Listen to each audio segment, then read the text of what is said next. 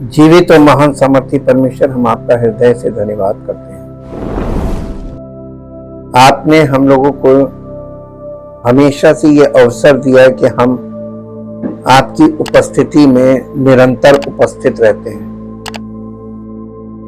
और प्रभु आपकी वचनों को जो पवित्र आत्मा के द्वारा हमें दिए जा रहे हैं, हमें प्राप्त हो रहे हैं, उन वचनों के अनुसार अपने विचारों को, अपने सोच विचारों को हमें शुद्ध करने का और उन्हें सही करने का और अपनी सब गलतियों को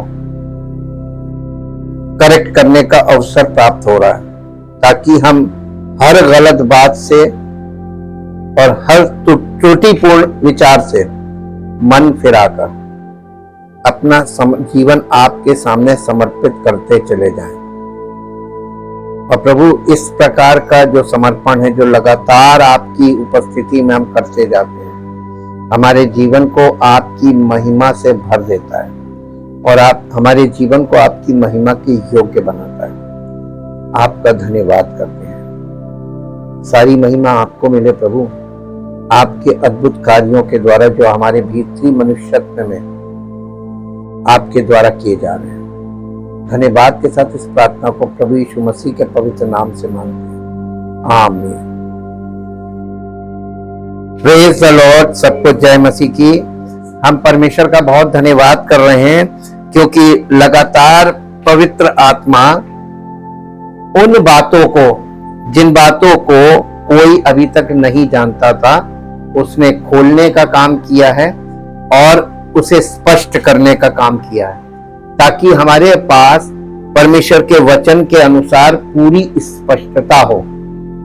कोई अभी कोना बाकी नहीं रहेगा। सब चीजें परमेश्वर के द्वारा, परमेश्वर की आत्मा के द्वारा, क्योंकि परमेश्वर ने हमसे वायदा किया था। क्या वायदा? कलीसिया से क्या वायदा किया है, इसको पढ़ने, इसको जानने के लिए आप पहला कुरिन्थियों का 2 अध्याय निकालिए। पहला कुरिन्थियों 2 अध्याय और 2 अध्याय का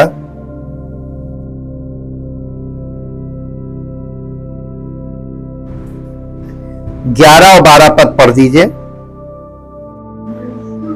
मनुष्यों में से कौन किसी मनुष्य की बातें जानता है? केवल मनुष्य की आत्मा जो उसमें, आपकी बातें जो आपके दिल के अंदर हैं, कोई नहीं जानता। केवल आप और आपकी आत्मा जानती है। अब आगे पढ़िए। वैसे ही परमेश्वर की बातें भी कोई नहीं जानता। हाँ, केवल परमेश्वर का आत्मा। परंतु हमने संसार की आत्मा नहीं, परंतु वो आत्मा पाया है जो परमेश्वर की ओर से है। ये क्यों ऐसा है? कि हम उन बातों को जाने जो परमेश्वर ने हमें दी है। अब देखिए, ये परमेश्वर ने हमें अपना पूरा वचन दिया, लिखित वचन, बाइबल। ये परमेश्वर की बातें हैं। इनको जानने के लिए हमें परमेश्वर की आत्मा चाहिए। साफ साफ बाइबल बता रही। फिर भी लोग बिना पवित्र आत्मा के बाइबल को पढ़कर अपना इंटरप्रिटेशन लेकर और खुद ही भटक रहे हैं। अब इसमें गलती किसी की नहीं है, ना पवित्र आत्मा की, ना प्रभु यीशु मसीह की, ना परमेश्वर पिता की, ना पवित्र शास्त्र की। ये लोगों की गलती है। वो अपने आप पढ़ के, यहाँ पे लिखा हुआ है कि परमेश्वर ने अपनी सब बातों को समझने के लिए पवित्र आत्मा दिया, और पवित्र आत्मा व्यक्तिगत तौर पर नहीं दिया गया है। ये दिया गया है कलीसियाई तौर पर, यानी कलीसिया के सेवक के द्वारा पवित्र आत्मा आपके जीवन में उन बातों को स्पष्ट करेगा जो परमेश्वर के वचन में लिखी हैं और जिन्हें आप खुद से पढ़कर नहीं समझ सकते। इसीलिए प्रभु यीशु मसीह ने कुछ को प्रेरित, कुछ को भविष्यवक्ता और कुछ को सुसमाचार प्रचारक यानी इवेंजलिस्ट और कुछ को रखवाले और उपदेशक, ये है पास्टर इंग्लिश में, उन्हें नियुक्त करके कलीसिया को दिया। कलीसिया की स्थापना इसी से होती है, सेवक के द्वारा। प्रभु के द्वारा सेवक नियुक्त करने से कलीसिया की का आरंभ होता है। तो सब बातें स्पष्ट हैं, बस ये है कि इस तरीके से लिखी है कि आपको एक लाइन में कुछ नहीं मिलेगा। ये परमेश्वर की इच्छा भी थी और योजना भी थी, ताकि लोग ऐसे आगे पीछे करके लिख दिया है ताकि लोग इसमें कंफ्यूज हो जाए। ये काम कौन कर रहा है? लोगों को कंफ्यूज करने का परमेश्वर खुद कर रहा है। क्यों कर रहा है? क्योंकि लोग पहले से इतना कंफ्यूज हैं, और कंफ्यूज्ड व्यक्ति बाइबल को पढ़ेगा तो क्या इसमें से कुछ समझ पाएगा? आप पहले से कंफ्यूज हैं। देखिए, साइकोलॉजी कहती है कि अगर कोई कंफ्यूज व्यक्ति, उसको और कंफ्यूज कर दो ताकि वो शून्य हो जाए, अपना समर्पण कर दे। जब समर्पण कर देगा, एक सिरे से उसको बताओ, क्योंकि इसमें एक मुद्दा नहीं है, इसमें सारे मुद्दे एक साथ चल रहे हैं। अब आपको बताते हैं कि ये वाली बात जो यीशु मसीह ने मत्ती 24 में बोली थी, उसको मेरे साथ एक बार निकाल के पढ़ लीजिए ताकि आपको ये पता चल जाए हम लोग जो अध्ययन कर रहे हैं इसके पीछे की क्या कारण है, क्यों ऐसा हम कर रहे हैं, और ये पवित्र आत्मा हमारे लिए क्या इसमें भेद रखे हुए। मत्ती 24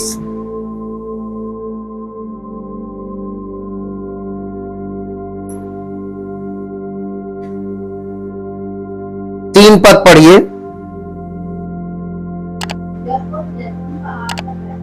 जब वो जैतून पहाड़ पर बैठा था, कौन? यीशु मसीह। तो चेलों ने एकांत में उसके पास आकर कहा, हमें बता कि ये बातें कब होंगी? कौन सी बातें? आगे आगे प्रश्न पढ़िए। तेरे आने का और जगत के अंत का क्या चिन्ह होगा? चिन्ह मांग रहे थे। हाँ, यीशु ने उनको उत्तर दिया, सावधान रहो। यीशु मसीह ने मालूम क्या किया? वो चेले कंफ्यूज थे इस विषय को लेकर, यीशु मसीह ने उन्हें और कंफ्यूज कर दिया। तुम भरमाने ना पाओ, सावधान रहो कि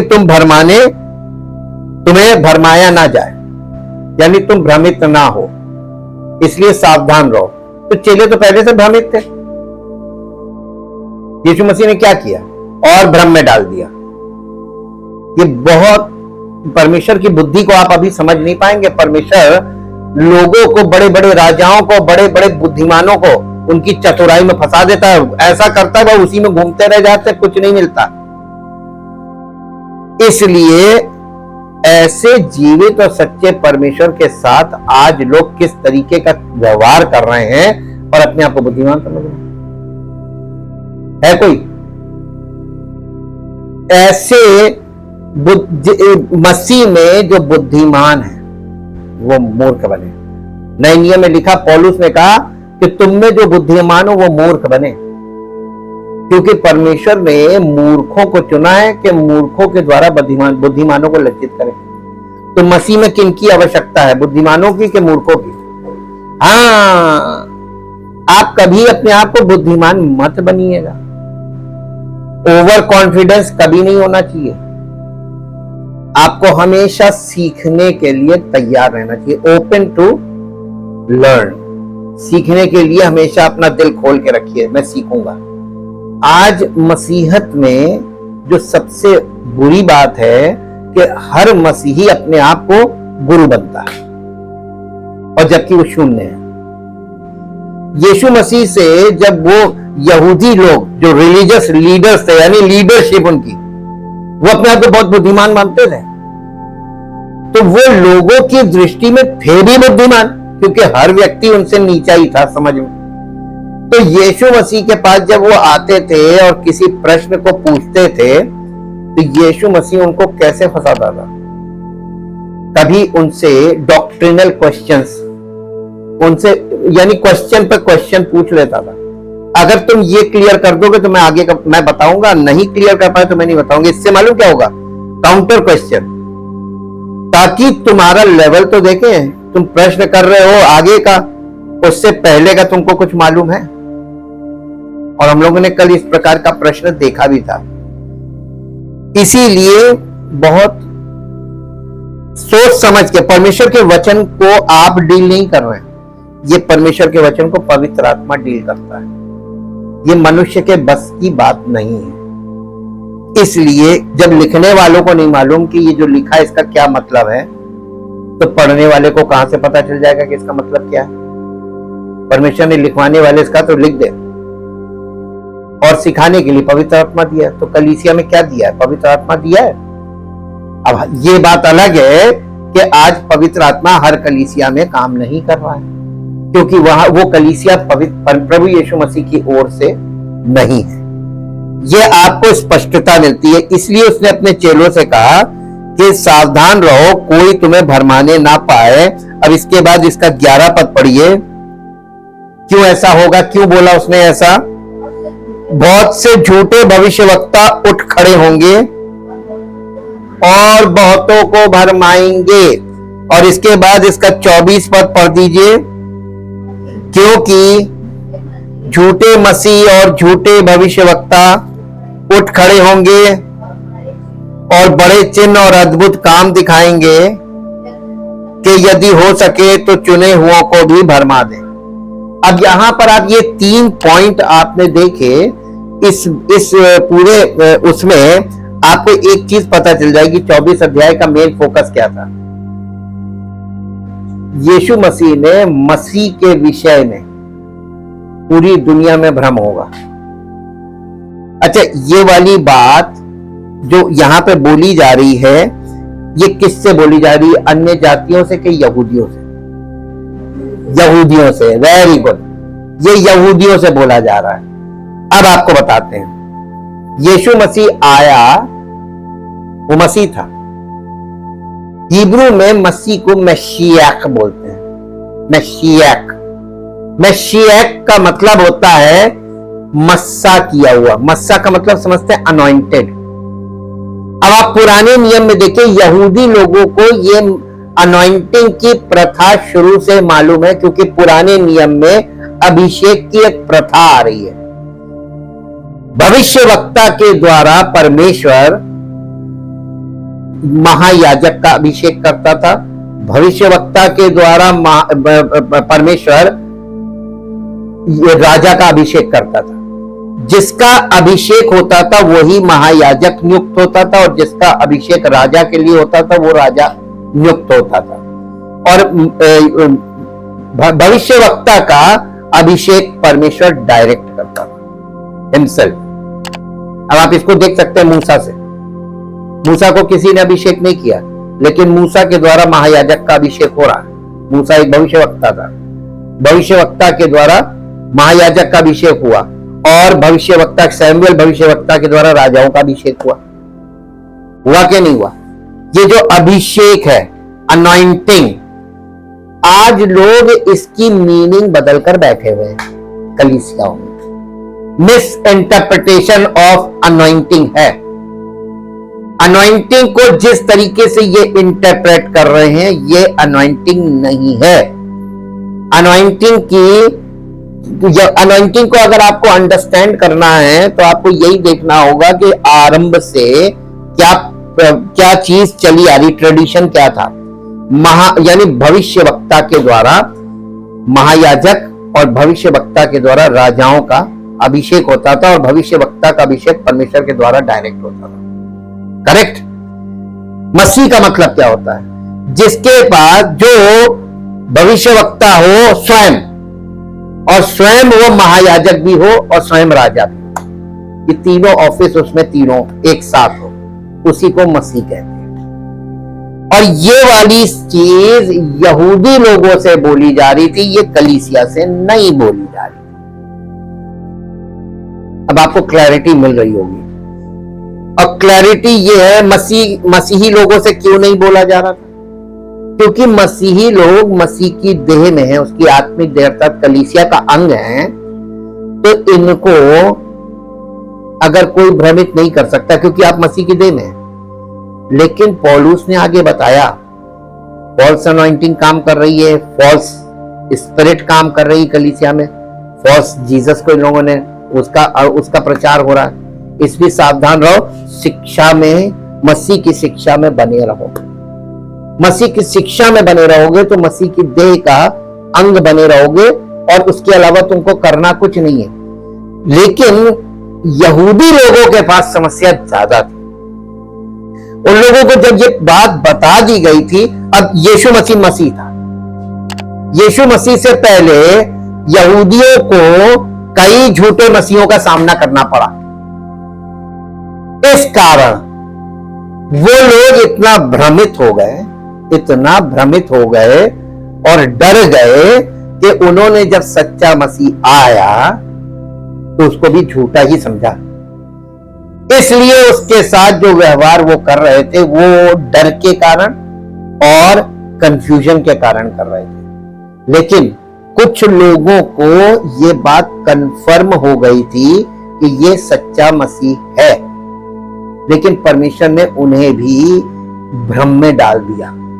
अब मेरा ये प्रश्न है कि परमेश्वर ने उनको भ्रमित क्यों किया था कि वे मसीह को ना पहचान पाए? हैं?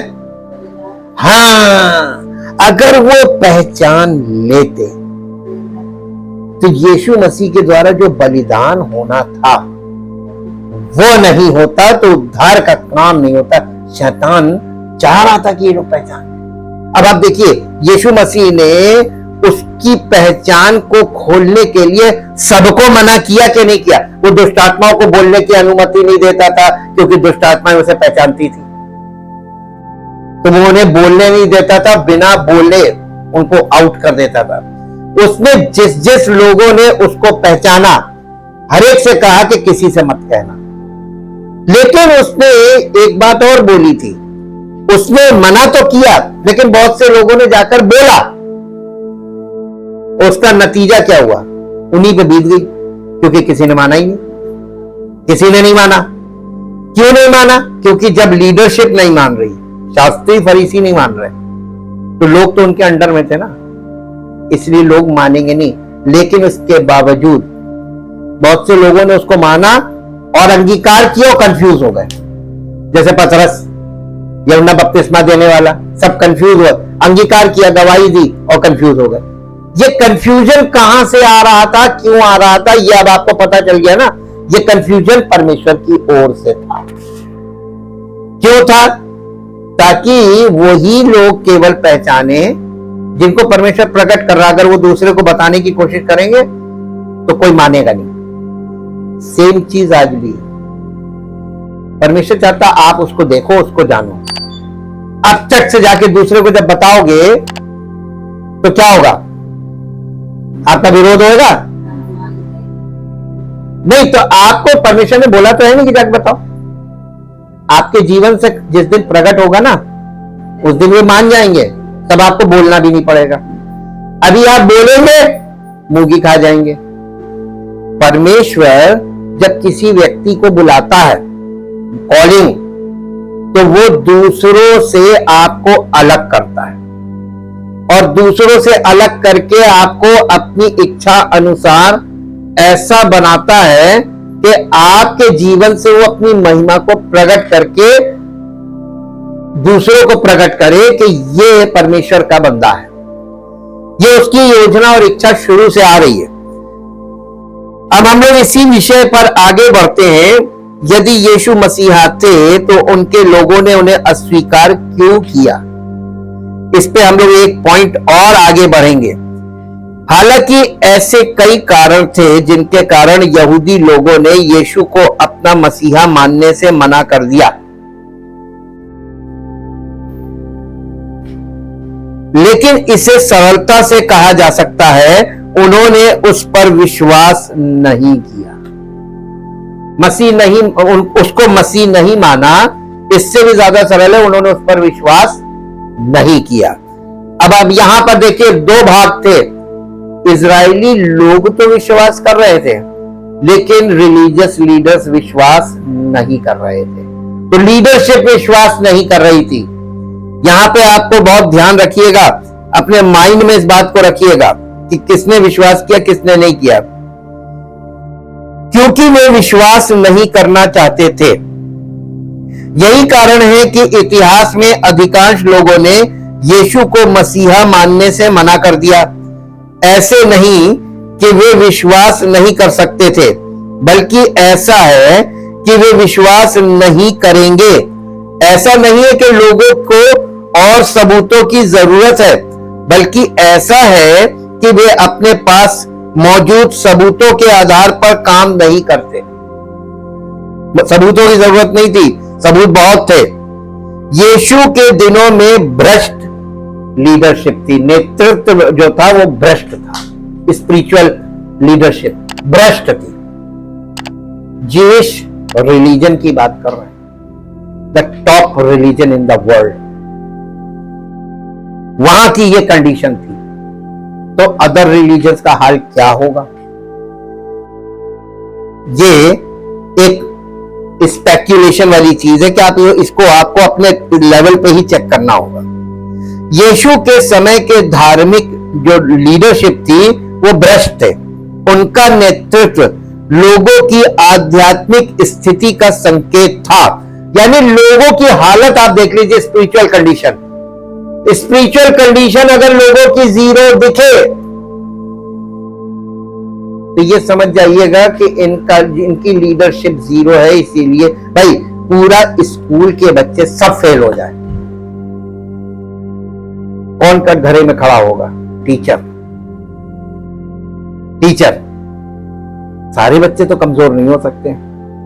सब बच्चों का जीरो आया, इसका मतलब पहले टीचर और फिर स्कूल, पूरा स्कूल, पूरी संस्था कटघरे में आ जाती है। ये कैसे संभव है कि सब फेल हो गए? परमेश्वर ने जब अपने पुत्र को इस धरती पर भेजा, वो किसके लिए आया था? वो अपनों के बीच आया और उसके अपनों ने उसे ग्रहण नहीं किया। निकाल के पढ़ लीजिए वो अपने कौन थे। जिनके बीच में उसको भेजा, जिनके लिए वो है, पहला यमुना रचित सुसमाचार उसका पहला अध्याय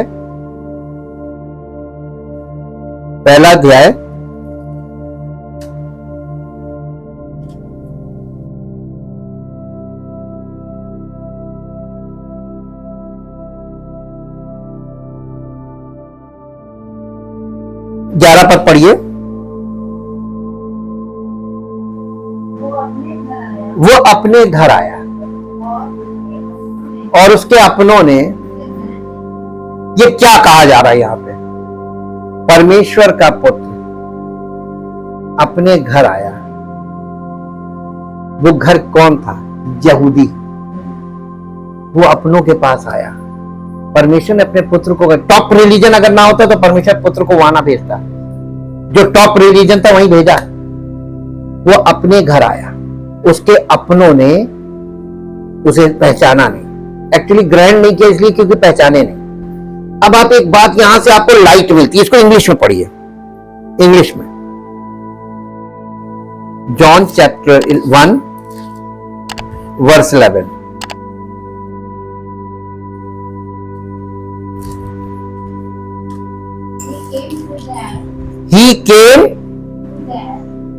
He came to that which belonged to him, to his own, his domain, creation, things, world,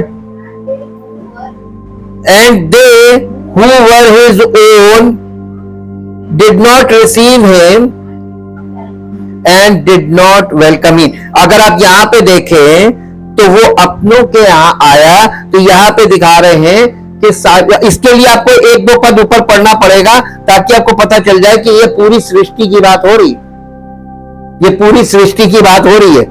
इसके 1-2 पद ऊपर देखिए। सच्ची ज्योति जो हर मनुष्य को प्रकाशित करती है, जगत में आने वाली थी। वो जगत में था और जगत उसके द्वारा उत्पन्न हुआ। सृष्टि की रचना उसमें हुई, वो सृष्टि में आया, अपनों में आया और जगत ने उसे नहीं पहचाना। अब फिर लिखा है वो अपने घर आया यानी ज्यूइश पीपल। सृष्टि में आया, सृष्टि नहीं पहचाना अलग बात है, लेकिन अपने घर आया क्योंकि ही इज फ्रॉम ज्यू, और जिनके पास पूरी फुल इंफॉर्मेशन थी अबाउट हिज कमिंग। पहली कमिंग थी ये, पहली बार किसके लिए आया, यहां से आपको और स्पष्ट हो जाएगा कि वो यहूदियों के लिए आया था। तो first coming is for Jews, उनके लिए थी, लेकिन उनके साथ जो हुआ कि वो भ्रम में रहे, और जो थोड़ा बहुत किसी को परमिशन समझने का दिखा भी दिया, पहचान भी लिया, उन्होंने गवाही भी दे दी, डिक्लेयर भी कर दिया, जैसे पतरस और यूहन्ना बपतिस्मा देना, उसके बाद उनको वापस उसी दशा में कर दिया। ये कौन काम कर रहा था? परमेश्वर काम कर रहा था। परमेश्वर रहस्यों को खोलने वाला भी है और रहस्यों को बंद रखने वाला भी है।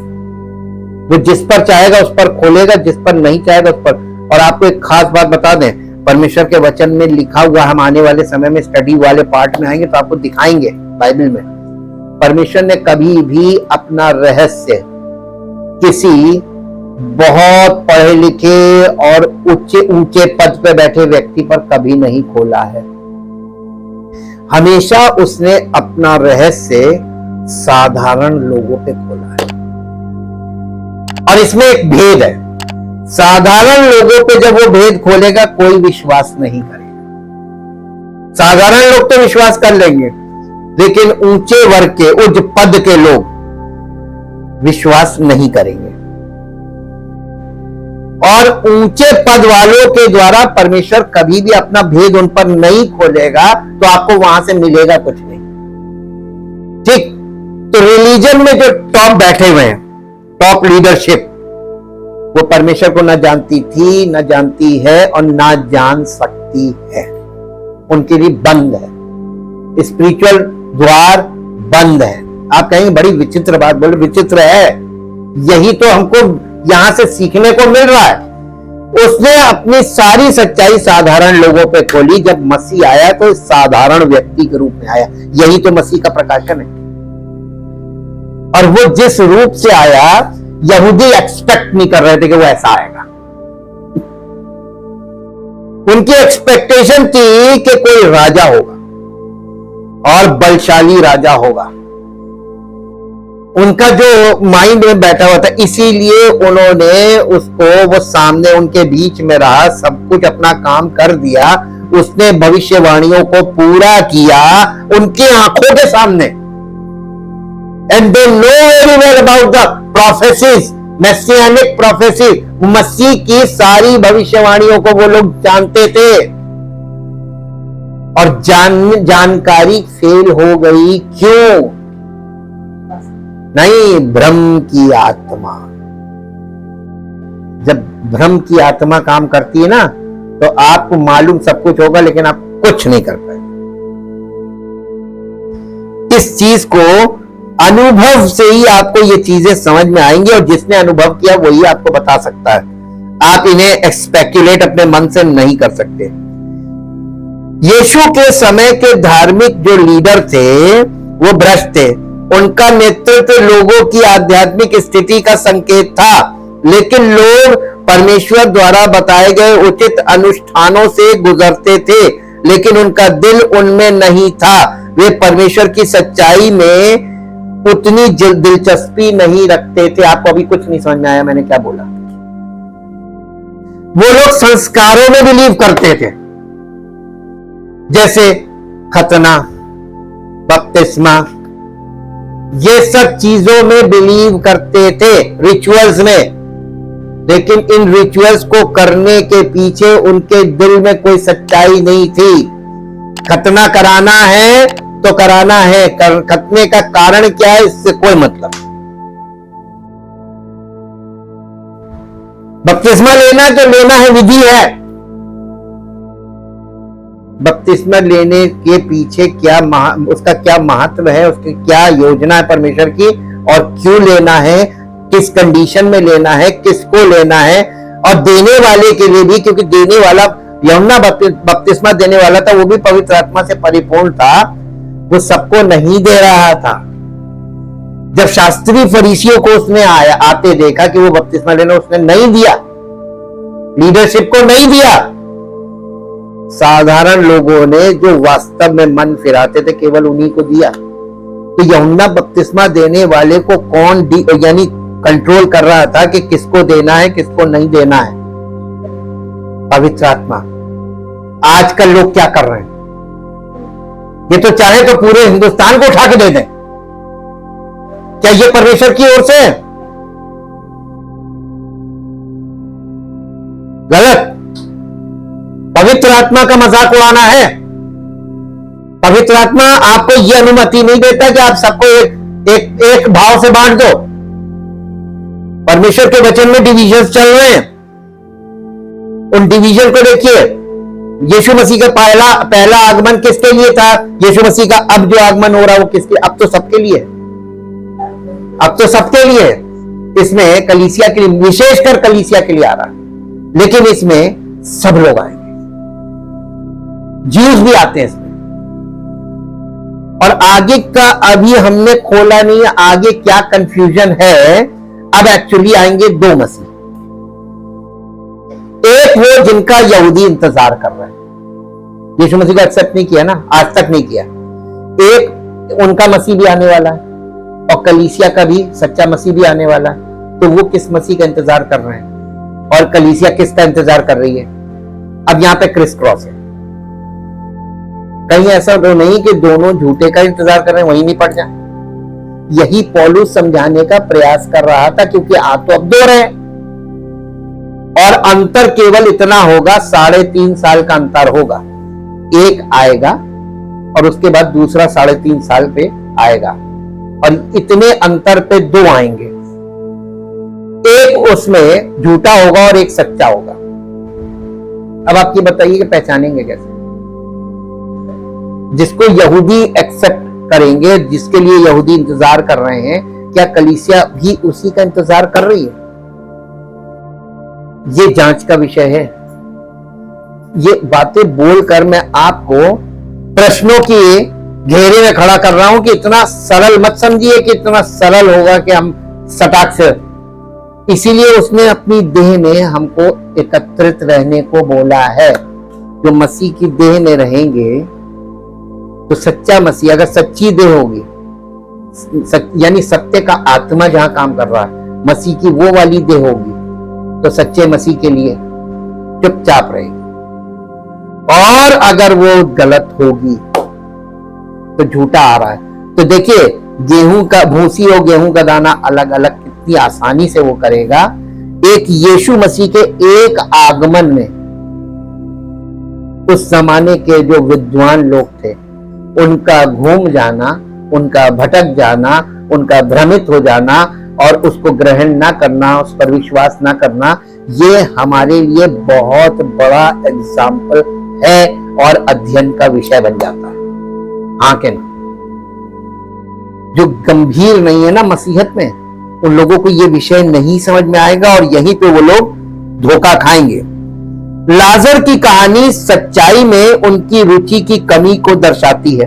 लाजर के देखिए, लाजर के मैटर में आप देखिए, जो जिसको यीशु मसीह ने जीवित किया था, अब आप उसमें देखिए तो आपको वहां पे यहूदी लोगों की जो आत्मिक स्तर था, उनकी आत्मिक शिक्षा, क्या लीडरशिप से उनको मिल रहा था, यहाँ पे आपको एकदम स्पष्ट दिखाई दे जाएगा कि उनके पास क्या समझ थी, क्या विश्वास करते थे।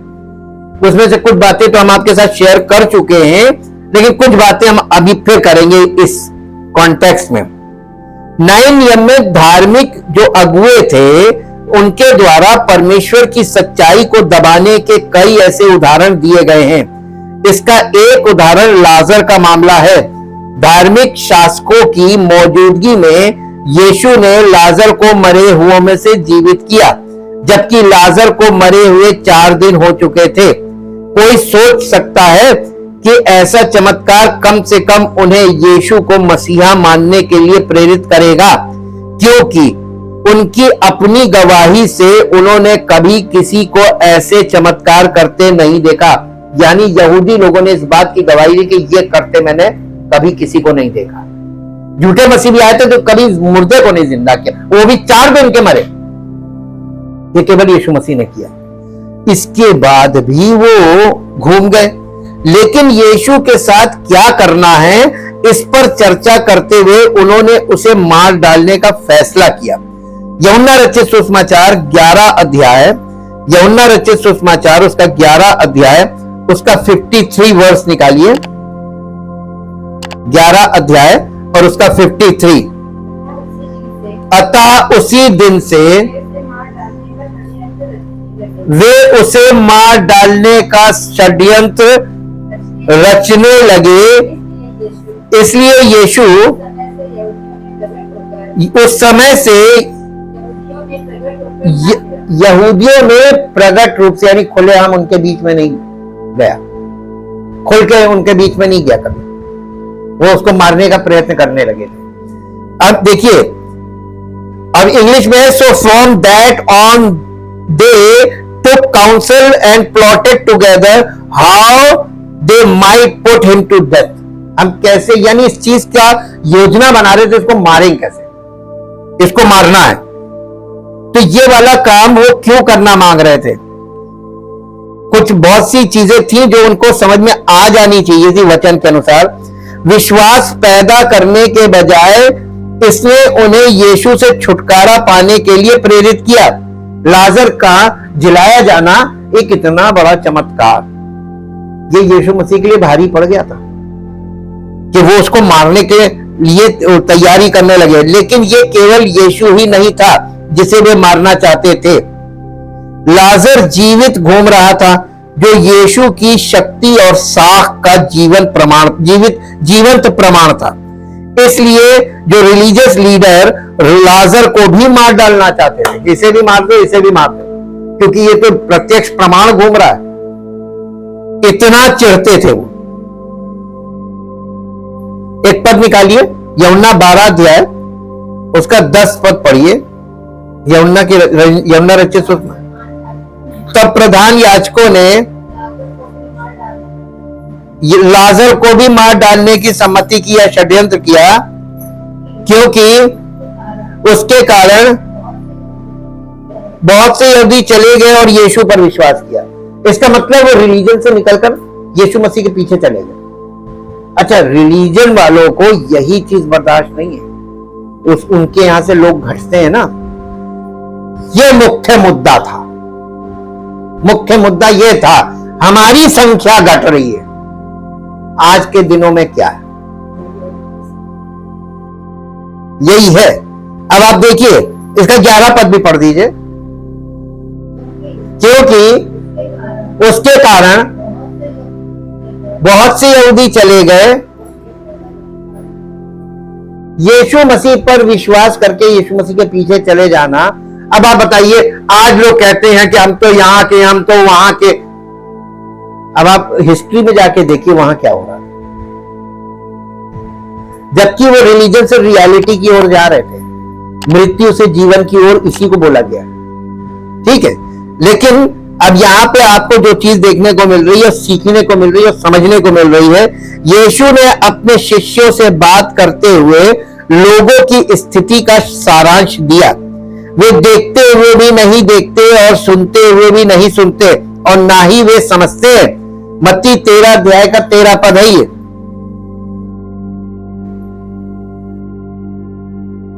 13 अध्याय का 13 पद। मैं उनसे दृष्टांतों में इसीलिए बातें करता हूं कि वे देखते हुए नहीं देखते और सुनते हुए नहीं सुनते और नहीं समझते। उनके विषय में आप ये हम लोग ने कल देखी थी यशायाह की भविष्यवाणी, तो सामने सब कुछ आपके हो जाएगा और आप देखते रहेंगे, सुनते रहेंगे, लेकिन आपकी कुछ समझ में नहीं आएगा। अब आप देखिए वहां पे जो हुआ, क्या यही तो नहीं रिपीट होने जा रहा हमारे साथ?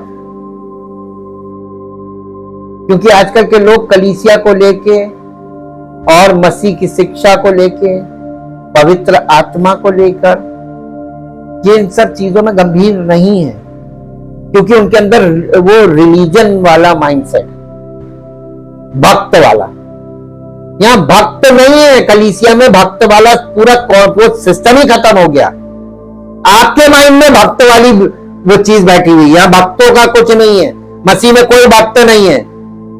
परमेश्वर के पुत्र के द्वारा हम उसके पुत्र और पुत्रियां बनते हैं और आपस में भाई बहन बनते हैं। भक्त वाला काम है ही नहीं। जब तक ये भक्त वाली इच्छा भावना रहेगी, आप मसीह में नहीं है। आप बहुत दूर, आप रिलीजन में बैठे हुए हैं। इजराइल राष्ट्र के अधिकांश लोगों द्वारा यीशु को अस्वीकार करने का मूल कारण केवल यह था कि वे विश्वास नहीं करना चाहते थे। इसी को अविश्वास बोलते हैं, जानने के बाद भी नहीं, हम नहीं करेंगे, हमें नहीं ग्रहण करना। यीशु बपतिस्मा देने वाले, यूहन्ना बपतिस्मा देने वाले ने यीशु को मसीहा के रूप में स्वीकार किया।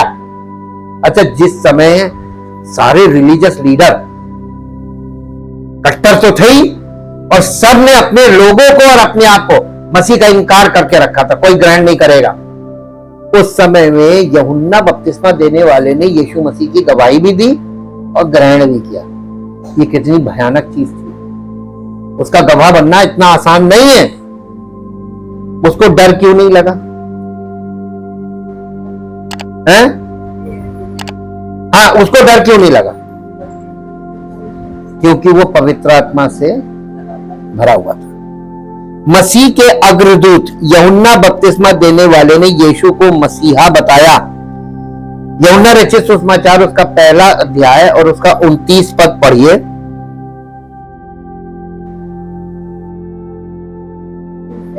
दूसरे दिन ये उसने यीशु को अपनी ओर आते देखकर कहा, देखो ये परमेश्वर का मेमना है जो जगत का पाप उठा ले जाता है। एकदम सही भविष्यवाणी की थी। बस अब देखिए, यूहन्ना ने स्पष्ट रूप से यीशु को मसीहा के रूप में पहचाना। फिर भी हमारे पास बाद में यूहन्ना को राजा हेरोदेस द्वारा जेल में डाले जाने का विवरण है। जब विवरण है, तब बपतिस्मा देने वाले ने यीशु के पास 2 दूत भेजे और पूछा कि क्या वो मसीहा है या उन्हें किसी और की तलाश करनी चाहिए। यीशु ने इस तरह उत्तर दिया कि कोई संदेह नहीं रहा कि वो मसीहा था। इसके लिए पद निकालिए, लूका रचित सुसमाचार 7 अध्याय, लूका रचित सुसमाचार 7 अध्याय का 22 पद पढ़िए।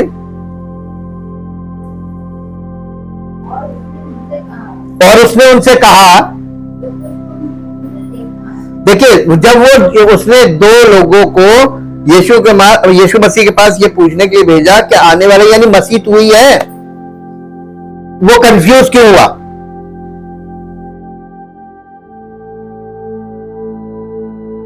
वो तो पवित्र आत्मा से परिपूर्ण था।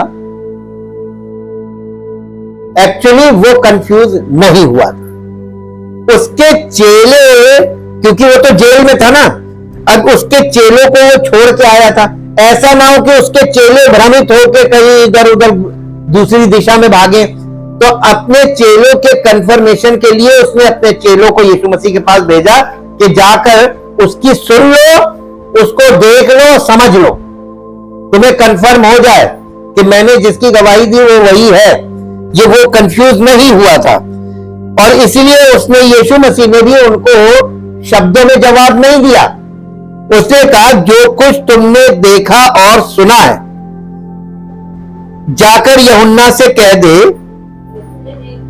कि अंधे देखते हैं, लंगड़े चलते फिरते हैं, कोढ़ी शुद्ध किए जाते हैं, बहरे सुनते हैं और मुर्दे जिलाए जाते हैं और कंगालों को सुसमाचार। ये बस उसने बता दी, क्योंकि यशाया भविष्यवाणी में ये वर्णन ऐसे ही लिखा हुआ है, जैसा भविष्यवाणी में लिखा था उसी चीज को उसने, क्योंकि वो लोग भविष्यवाणी पुराने नियम को, क्योंकि उस समय नया नियम था ही, तो उनको वो भविष्यवाणी यानी यशाया की पुस्तक से सब मालूम था। यूहन्ना ने निश्चय ही इस संदेश को समझ लिया होगा, क्योंकि यीशु जो चिन्ह दिखा रहा था वो मसीहा के प्रमाण थे। यीशु मसीह ने जितने चिन्ह बताए ना, यही प्रमाण थे, और उसको तुरंत आ गया। यूहन्ना ने यह प्रश्न क्यों पूछा? लेकिन यूहन्ना ने मूल रूप से यह सवाल क्यों पूछा? क्या वो यीशु के बारे में गलत था? क्या यीशु ने उसे निराश किया था? क्या यूहन्ना का विश्वास डगमगा गया था? ये मानने से बेहतर जवाब है कि यूहन्ना को यीशु की पहचान के बारे में संदेह था, या वो जेल में रहते हुए किसी तरह के अवसाद में था, यानी डिप्रेशन में। इसका उत्तर इजराइल राष्ट्र की परिस्थितियों में छिपा हुआ प्रतीत होता है। यीशु उस समय दुनिया में आए जब रोम ने यहूदियों पर लोहे के हाथ से शासन किया, यानी बहुत कड़क शासन था, कट्टर शासन किया। फिलिस्तीन में बहुत से लोग थे जो घोषणा कर रहे थे कि आने वाला राज्य, जिसकी भविष्यवाणी पुराने नियम में की गई थी, सैन्य तख्ता पलट के माध्यम से आएगा।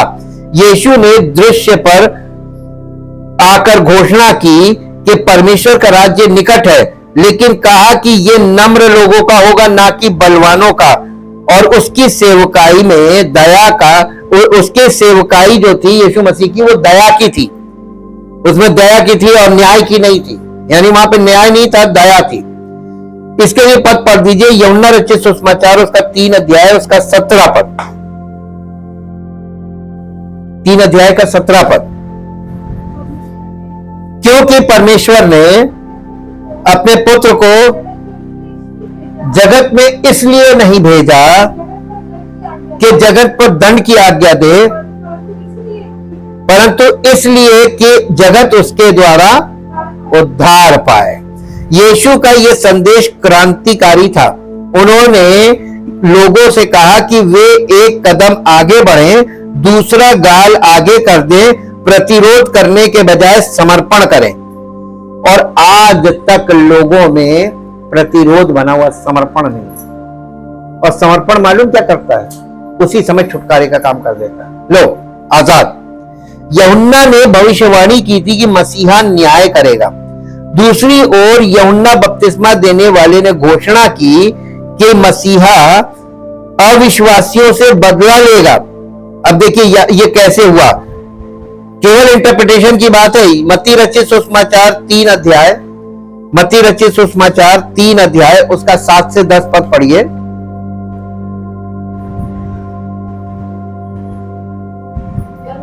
जब उसने बहुत से फरीसियों और सदूकियों को बपतिस्मा के लिए अपने पास आते देखा, तो उनसे कहा, हे सांप के बच्चों। देखिए, उनके लिए यहूदियों में जिस तरीके की भाषा चली थी, सांप के बच्चे का मतलब शैतान के बच्चों है, और ये बहुत भयानक चीज थी। जी,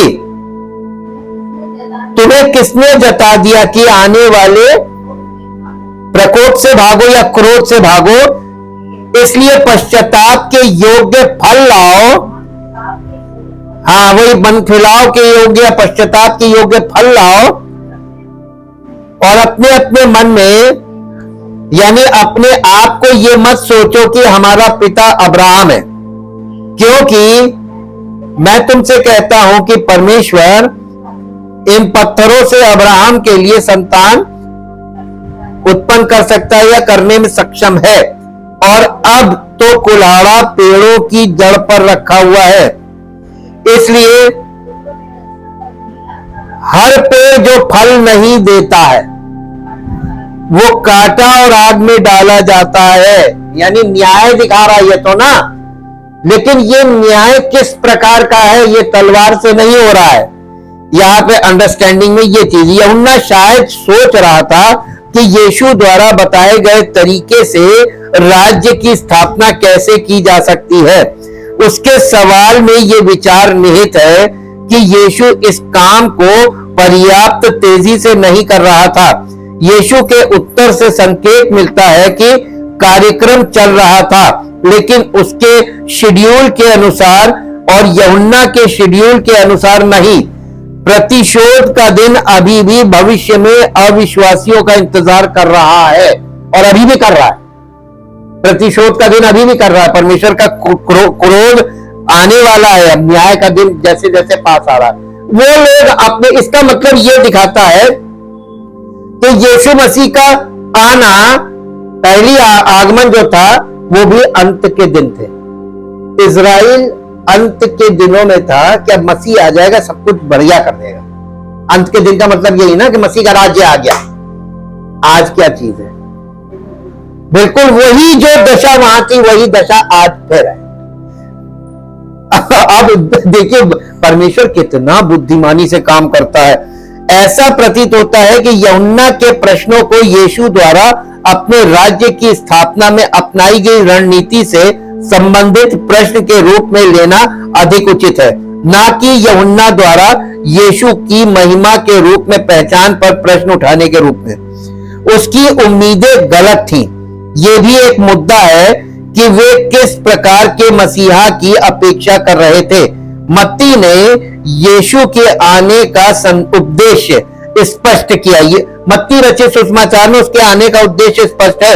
मत्ती रचित सुसमाचार उसका पहला अध्याय और उसका 21 पद पढ़िए। पहला अध्याय उसका 21 पद, वो पुत्र जनेगी और तू उसका नाम यीशु रखना, क्योंकि वो अपने लोगों का उनके पापों से, यानी वो अपने लोगों को उनके पापों से बचाएगा।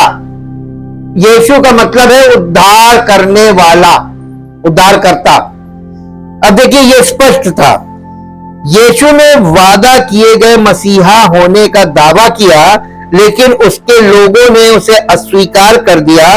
लोगों के दिल सच्चाई के प्रति कठोर हो गए थे। इसके अलावा एक भ्रष्ट धार्मिक नेतृत्व था जो उसके दावों को स्वीकार नहीं करता था। इसलिए ये लोगों का पाप था जिसने उन्हें यीशु को वादा किए गए व्यक्ति के रूप में स्वीकार करने से रोक दिया।